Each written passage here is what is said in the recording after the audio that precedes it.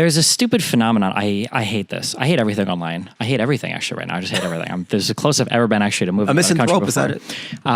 It's just this. I don't even want to call it post-fact because that term has been used so much.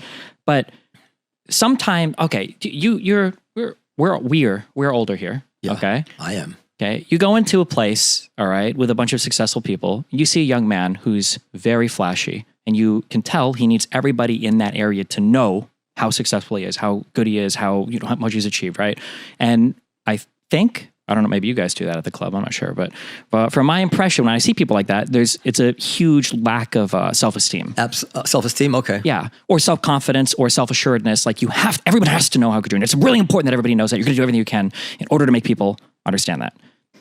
And I feel like that's a thing that to me is immediately obvious. And if somebody were to question me on it, my desire to engage in that conversation is almost non-existent. Like somebody asking me if I want to eat like a pile of shit and then attacking me when I'm like, I don't really know. Like, what about with some salsa? Like, no. When there are people that there's this thing, it's called, people call it now jacking off, JAQ, just asking questions. Right. Okay. If you're Candace Owens, if you're any of these, if you're Tucker Carlson, if you're any of these people, we get paid to sit way too much money to do news every day. Okay. And these people shoot sometimes like 2 episodes a week. Okay. Like an hour and a half, whatever. You have nothing to do with your time, but read and study and understand what you're talking about. When these people come out and they ask these questions, they're like, isn't it kind of weird that there were wooden doors on the gas chambers? Or did you guys ever hear about the USS Liberty? It's like, yes, not only people heard about these things, there have been tons of books written about these things. Yeah. Why are you just asking this question for the first time in your entire life? Number one. And number two, why is it that 5 years from now, you're going to be asking the same question, haven't done absolutely no reading on it? How are you still asking? Like literally Google it. You can find any piece of information and know more than what you know now. What did you do for show prep? But instead it's a bunch of these, and they always do it in this disgusting, malicious way where, and the thing that I hate is politics is blocking people's minds, because in any other circumstance, you would immediately identify this intuitively as an evil action. That if I were to walk into Thanksgiving and say to my dad or say to my grandpa, like, hey, did you really look at child yesterday? And he's like, no. And you're like, okay, I was just checking. It's an absurd thing to say. And people play this game online all the time. Well, I'm just curious about, maybe Hitler wasn't as bad as maybe blah, blah, blah. World War II is the most studied event of any war, maybe of any singular event that's ever occurred in all of human history. Pick up a fucking book. And not one that you find in the fucking restricted section of www.dailystorm or, NaziParadise.com. Like, pick up an actual fucking book. You rely on these I made the same criticism of Norm Finkelstein. This guy calls himself a historian. He can't speak Arabic or Jewish or Hebrew. What are you studying at that point? You're just regurgitating other information. They'll have these historians. They don't speak any of the languages, so they haven't done any original research. They haven't gone through any of the archives. They always cite to other debunked or humiliated historians. Who am I thinking of? David Irving, right? Irving. Yeah, these people that have no reputation anywhere. I hate it. I hate it all.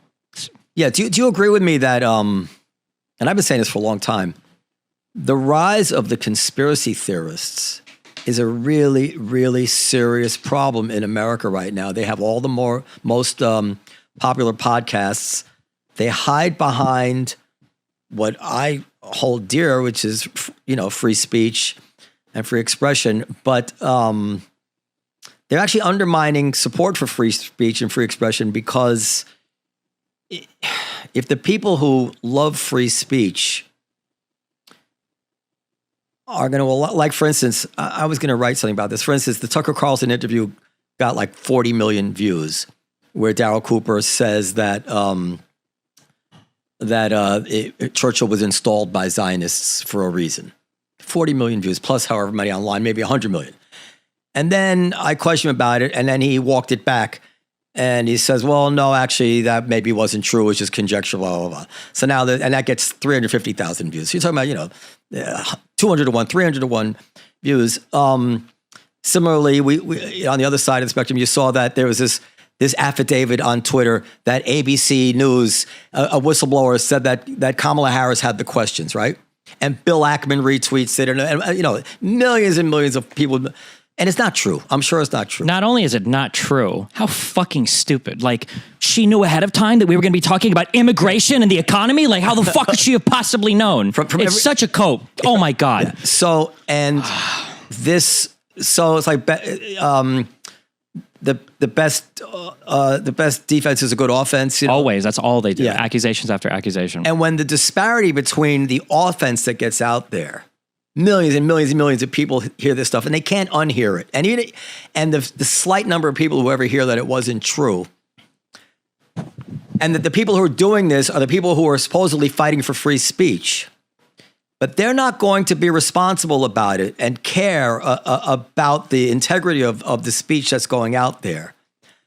Then the people who really don't care about free speech to begin with, they're not going to even worry about it. They're going to move because they're going to correctly say, this is damaging. You know, and they're going to be wrong, and the cure is going to be worse than the disease, but we're going to learn the hard way and maybe in an irrevocable way when the country actually does turn away. So I see a dynamic here where this is just moving in a very, very bad direction where people are like, well, I don't want to say all the names, but all these huge podcasters that just give an open forum and they never have, we saw this during COVID, like towards the end of COVID, Tucker Carlson would, I said this last week, would roll out some guy looked like Captain Pike from Star Trek, like some quad, and say the vaccine, you know, and people see this and they don't want to, and people die because of this stuff. And reasonable people say, we need someone to control misinformation. And I'm like, no, you can't do that because you have to have free speech. But they're not wrong about saying this is extremely damaging to the country and it's getting worse and worse. And I feel like I'm repeating myself, but I really feel like the people who value free speech, like FIRE and maybe the ACLU still, and people like me, we need to do more about reining in the people who are spreading this nonsense if we care about our own cause. Otherwise, we're going to lose the cause for free speech.